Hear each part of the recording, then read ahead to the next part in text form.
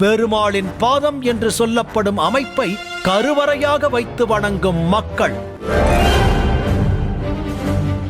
திருப்பதி வெங்கடாச்சலபதி இருக்கார் இல்லைங்களா, அவர் உலகத்தை அளந்து வரும்போது இங்கே தங்கலாம் அப்படின்ற ஒரு செய்வெளி செய்தியை அந்த முன்னோர்கள் சொல்லியிருக்காங்க. திருப்பதி போகாமல் மக்கள் வழிபடுவாங்க.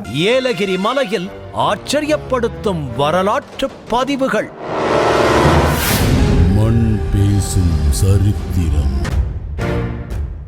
திருப்பத்தூர் மாவட்டம் ஏலகிரியில் இருக்கும் நிலாவூர் என்கிற கிராமத்தில் கிபி 11ஆம் நூற்றாண்டைச் சேர்ந்த நடுகல் மற்றும் கல்வெட்டு காண கிடைக்கும் நிலையில் இங்கே ஒரு பாத அமைப்பை கடவுளாக வழிபடும் காட்சி ஆச்சரியமாக இருந்தது. இயற்கையான பாறையில் காண கிடைக்கும் இந்த வடிவத்தை பெருமாளப்பன் பாதம் என்று சொல்கிறார்கள்.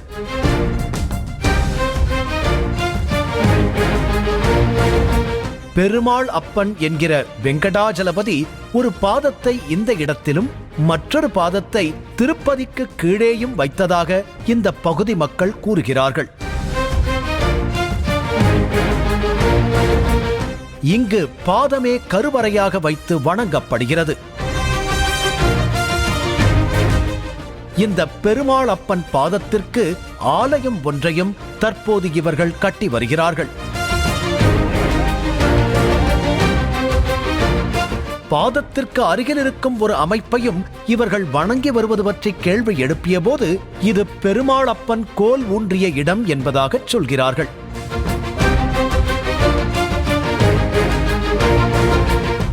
இந்த பாத அமைப்பு பற்றியும் நிறைய தகவல்கள் சொல்கிறாங்க. இது பெருமாளப்பன் பாதம் அப்படின்னு சொல்கிறாங்க. ஏன் பெருமாளப்பன் பாதம் சொல்கிறாங்க? இதை பற்றி இந்த மக்கள் என்ன மாதிரியான நம்பிக்கை வச்சுருக்காங்க?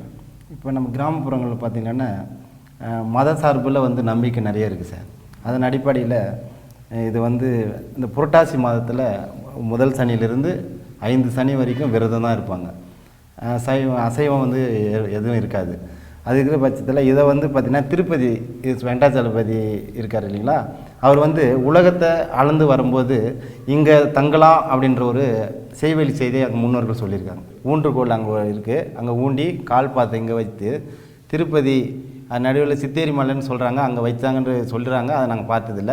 அது அடுத்தது திருப்பதியில் போயிட்டு கால் பதிச்சிருக்காரு. அங்கே பார்த்தா அந்த மலை நிறைய மலை இருக்கிறதுனால அங்கே அதனுடைய அவர் தங்கிறதுக்கு உண்டான சூழல் ஏற்பட்டிருக்கு. இருந்தும் செய்வெளி செய்தி என்ன சொல்லுவாங்கன்னா, அவருடைய பெல்ட் இருக்குங்கள, அந்த பெல்ட்டை அந்த மலைக்கு தாங்காமல் இருக்கிறதுனால மலைக்கு சுற்றி போட்டுட்டு அதுக்கப்புறம் அங்கே அமர்ந்தாருன்ற செய்தி அங்கே புழக்கத்தில் இருக்குது. அதன் அடிப்படையில் இங்கே பாதம் வச்சாருன்னு சொல்கிறதுனால திருப்பதி போகாமல் இங்கேயே பாதி நாள் மக்கள் வழிபடுற அந்த மக்கள் வழிபடுவாங்க.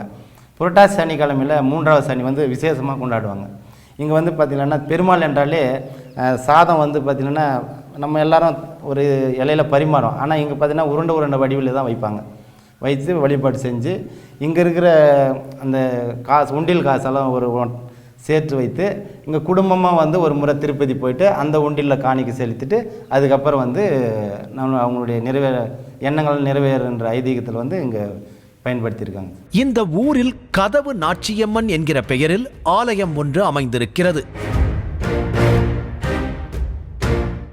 வெளிப்பகுதியில் அழகிய குளம் உருவாக்கப்பட்டிருக்கிறது.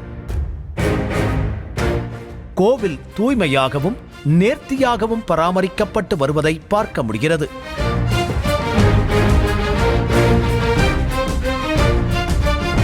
இந்த ஆலயத்தின் வளாகத்தில் சுமார் 3 அடி உயரம் 3 அடி அகலத்தில் 3 நடுக்கற்கள் வைக்கப்பட்டிருக்கின்றன. இவற்றை வெளி தெய்வங்கள் என்ற பெயரில் ஊர் மக்கள் வணங்கி வருகிறார்கள்.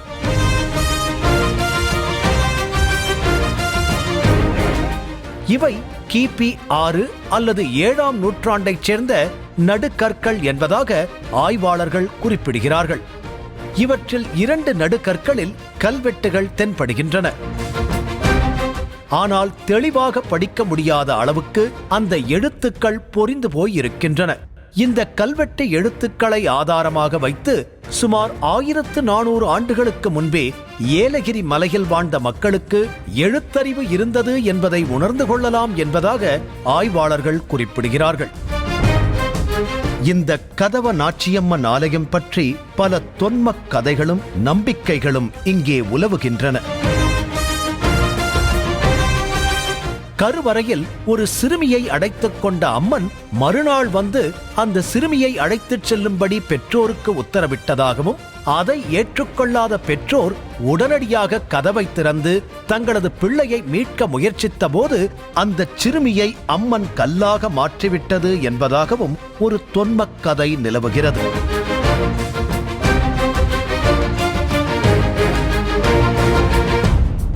கதவனாச்சியம்மன் அப்படிங்கிற பெயர் பின்னணியில் ஒரு தொன்ம கதைகள் வந்து சொல்லப்படுது.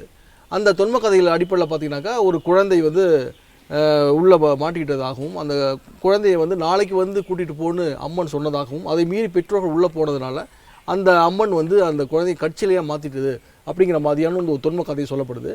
இந்த கதவனாச்சி அம்மன் பற்றி மேலும் பல தகவல்கள் வந்து சொல்கிறதுக்காக சாந்திக்காரர் அப்படிங்கிற ஒரு பெயரில் வந்து அழைக்கப்படக்கூடிய வேங்கி அப்படிங்கிறது நம்ம கூட இருக்கார். சாந்திக்காரர் அப்படின்னாக்கா நம்ம பரவலாக வந்து கோவில் பூசாரி அப்படின்ற வார்த்தையில் வந்து சொல்லுவாங்க. இங்கே மலைப்பகுதியில் வந்து கோவில் பூசாரியை தான் வந்து சாந்திக்காரர் அப்படின்னு சொல்கிறாங்க. இப்போ நம்ம சாந்திக்காரர் ஐயா வேங்கி அவர்கிட்ட நம்ம இதை பற்றி பேப்போம். வணக்கங்க.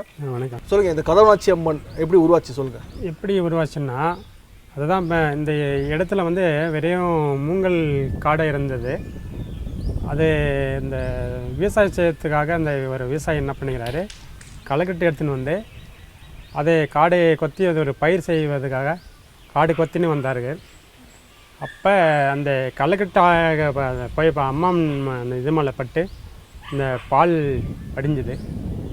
ஐயோ என்ன பால் வடிதுன்னு அங்கே இந்த வேலை செஞ்சவங்களெல்லாம் வந்து அதை பார்க்கும்போது ஒரு பெண்ணாக ஒரு உருவமாக அந்த அம்மன் தெரிஞ்சுது. பூஜைக்காக வந்து மலைக்கு போனது, மலையில் போய் பூஜை செய்ய வேணும் அப்படின்ட்டு மலைக்கு போகிறது. அங்கே மாம்பழம் போய் பூஜை செய்யவங்களாட்டுங்குது. அதனால் அங்கே பூஜை செய்ய போகும்போது பூஜையெல்லாம் பண்ணி எல்லாம் முடிச்சுட்டு வர பிறகு என்ன பண்ணது, அந்த பூஜை செய்யும் மணியும் இல்லை அந்த பூஜை சொம்பு ஏதோ ஒன்று மறந்துட்டு வந்துட்டது. அடடா ஒரு பொருளை மறந்துட்டு வந்துட்டோமே, அதை போய் எடுத்துன்னு வந்துடுறேன் சரின்ட்டு அவங்க அப்பா வந்து, இல்லை அப்பா நான் போயிட்டு வரேன்ட்டு அந்த பாப்பா போனது.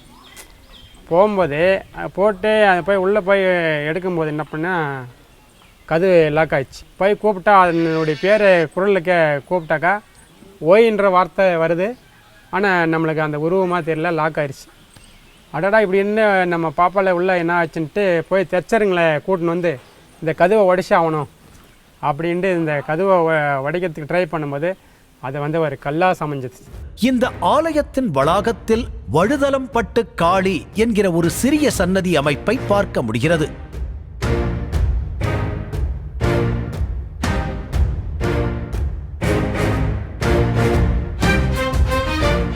வழுதலம் பட்டு என்பது ஜவ்வாது மலையில் இருக்கும் ஒரு ஊர் என்பதும், அங்கிருக்கும் காளி அம்மனிடம் பிடி மண் எடுத்து இங்கே வந்து காளியை நிறுவியிருக்கிறார்கள் என்றும் சொல்லப்பட்டது.